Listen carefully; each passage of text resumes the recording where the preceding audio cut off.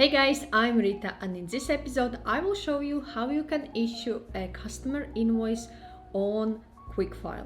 To create a sales invoice, we need to go to sales section and click on create new invoice. Here, start typing your current customer name if you have already added it to your client list. For example, I would have a Lucy, or you can create completely new customer by clicking on this new and fill in details about new customers. For example, I have Anna H and save client. Also, you can still modify address by adding details there.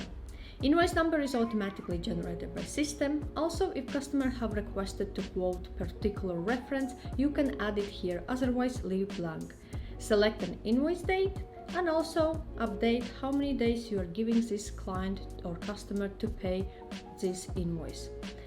Now we need to fill in details. We can add a description, for example, product 1, what I'm selling, add a unit cost. For example, I have £15 and I'm selling 3 units. If you sell services, it's the same way, add service 1, add a cost and quantity here. If you need another line, click on this plus and you will be presented with new line. If you click on these arrows, you can drag and drop where you want this row to be placed. If you do not need this line, click on this red cross.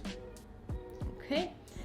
If you use project tags or any other tags, you can add those there, otherwise leave blank. In additional notes and payment terms, you can provide more details, for example, like thank you for your business. Don't forget to tick this box so these notes are saving up for a future. Then we have option to save, preview or preview and send. Now you have an option, you can still check this invoice, and if you need, you can update or modify this invoice. We can send it out, we can print and download, we can add a payment, and under more options, we have a couple more options, including delete this invoice. At the bottom, before we send out, we can attach support documents and any other notes.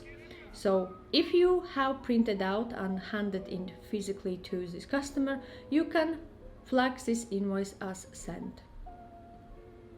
Okay, so when I go to sales and click on my all sales, Anna's invoice is here for £95, and it also has been marked as a sent instead of draft as a status.